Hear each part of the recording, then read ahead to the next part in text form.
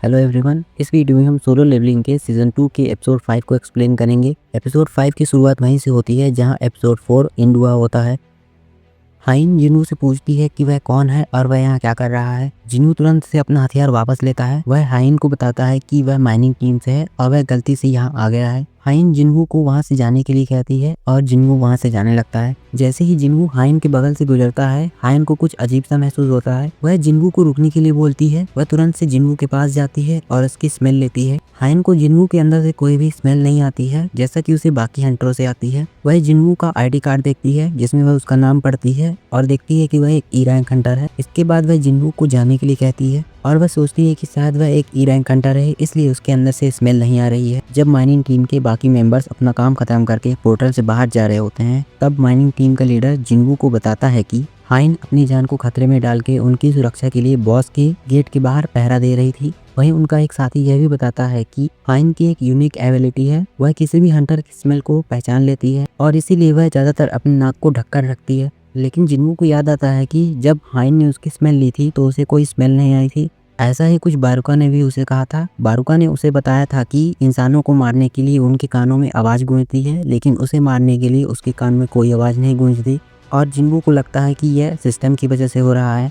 शाम होने पर माइनिंग टीम का लीडर जिन्नू को उसका पेमेंट देता है। इसके साथ ही वह जिन्नू को अपनी टीम के साथ काम करने के लिए भी कहता है, लेकिन जिन्नू काम करने से मना करता है। वह कहता है कि वह एक ही दिन के लिए काम करने आया था, लेकिन टीम का लीडर उसे एक दिन और काम करने के लिए कहता है। वह बताता है कि कल एक सी रैंक और एक ए रैंक गेट की रेड है, जिसमें वो लोग एक के बाद एक दोनों गेटों में जाएंगे और वहां से क्रिस्टल्स इकट्ठा करेंगे। जिन्नू को अपना लेवल अप भी करना होता है, इसलिए वह सोचता है कि अगले दिन वह जल्दी से आकर उन दोनों गेट्स के बॉस को मारेगा और अपना लेवल अप करेगा, और वह एक और दिन काम करने के लिए मान जाता है। यही हाइन अपने इन्वेस्टिगेशन टीम से जिन्वू की डिटेल निकलवाती है, लेकिन उसे पता चलता है कि जोंगिन ने जिन्वू की सारी डिटेल्स को प्राइवेट कर दिया है और किसी को भी एक्सेस देने से मना किया है। हाइन रात भर सोते हुए जिन्वू के बारे में सोचती है कि वह कई हंटर से मिली है, लेकिन जिन्वू की स्मेल उन सभी से अलग है। अगले दिन जिन्वू अपनी माइनिंग टीम के पास पहुंचता है। उन्हें देखकर उसे अपनी पुरानी टीम की याद आती है, जिनके साथ वह पहले काम करता था, और उन्हें देखकर वह काफी खुश होता है। माइनिंग टीम सबसे पहले सी रैंक गेट के क्रिस्टल्स इकट्ठा करते हैं। यहाँ जिन्वू पहले की तरह काफी अच्छे से काम करता है। वहीं उनका टीम लीडर एक बार फिर से जिन्वू को अपने साथ काम करने के लिए कहता है, जिस पर जिन्वू एक बार फिर से मना करता है। वह इसकी सैलरी भी 5 गुना ज्यादा बढ़ाने को कहता है, लेकिन इसके बाद भी जिन्वू काम करने के लिए मना करता है। तभी वहाँ ए लेवल रेड पर जाने वाले टीम का लीडर कैप्टन सोंगक्यून आता है। सोंगक्यून को अपने साथ अपना सामान उठाने के लिए एक आदमी की जरूरत होती है,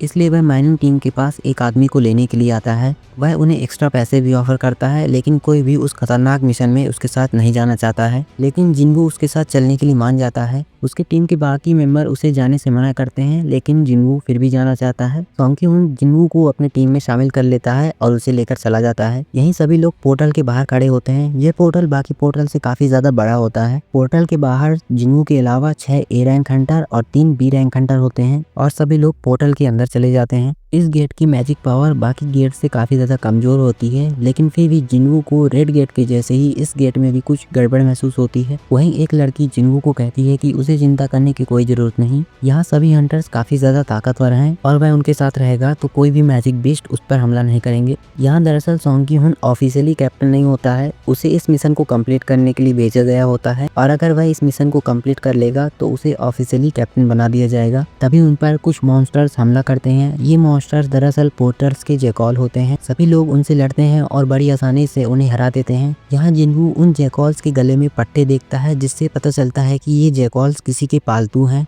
तभी अंदर से और बड़े बड़े कई मॉन्स्टर्स आते हैं जो कि हाई ऑर्क्स होते हैं। वो मॉन्स्टर्स हंटर्स पर हमला करते हैं। सभी हंटर्स उनसे लड़ने की काफी ज्यादा कोशिश करते हैं, लेकिन उन्हें हरा नहीं पाते। वो हाई ऑर्क इतने ज्यादा ताकतवर होते हैं कि बी रैंक लेवल के हंटर्स उसे हरा नहीं पाते। उन्हें हराने के लिए ए रैंक लेवल हंटर्स की जरूरत होती है। तभी एक मॉन्स्टर सोंगक्यून पर हमला करता है और उसका हाथ काट देता है, और टीम में से एक हीलर जल्दी से आकर कैप्टन का हाथ ठीक करने की कोशिश करती है। जब वह उसका हाथ ठीक कर रही होती है, तभी पीछे से एक ऑर्क आता है और उस पर हमला करने वाला होता है। तभी जिन्वू इनविजिबल होकर आता है और उस हाई ऑर्क पर हमला करता है और उसे मार देता है। इसके बाद जिन्वू सभी हंटर्स की मदद करता है और बिना उन्हें पता चले सभी ऑर्क्स को मार देता है, और ऐसा लगता है कि उन हंटर्स ने ही ऑर्क्स को मारा है। लड़ाई के बाद सभी हंटर्स आपस में बात करते हैं कि बीच लड़ाई में ही ही ऑर्क्स काफी कमजोर हो गए थे। उनमें से एक हंटर जान जाती है कि ये सब जिन्नू ने किया है, लेकिन वो किसी को कुछ नहीं बताती। इसके बाद सभी हंटर्स आपस में बात करते हैं कि उन्हें ये रेड जारी रखना चाहिए या फिर यहीं से वापस चले जाना चाहिए। जिन्नू सॉन की मून को देखता है और सोचता है कि अगर यह एक सच्चा टीम लीडर हुआ तो वह इस रेड को यहीं रोक देगा। सॉन्ग की मून रेड को आगे बढ़ाना चाहता है, लेकिन वह जानता है कि अगर वह आगे गए तो मारे जाएंगे, इसलिए वह रेड को यहीं रोकने का फैसला करता है और वो लोग वापस जाने लगते हैं। जैसे वे पीछे मुड़ते हैं उन्हें एक बैरियर मिलता है। ये बैरियर वहाँ तब नहीं था जब वो लोग पोर्टल से अंदर आए थे। ये एक हाई लेवल का बैरियर होता है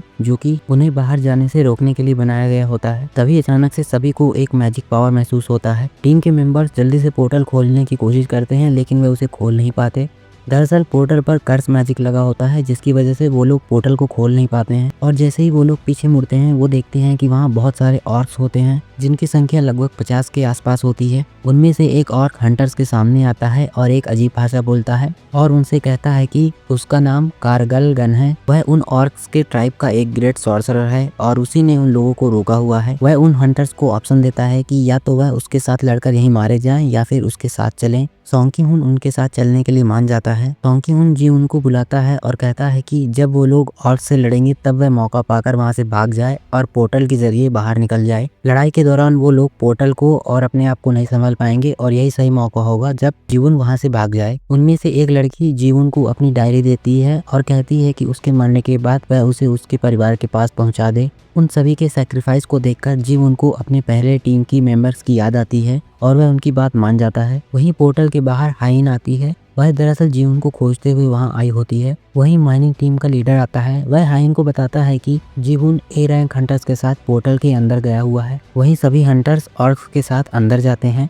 अंदर उन्हें सैकड़ों की संख्या में ऑर्क्स दिखाई देते हैं। वहाँ उनके टीम का लीडर भी होता है जो कि हंटर्स का वेलकम करता है और ये एपिसोड ही एंड हो जाता है।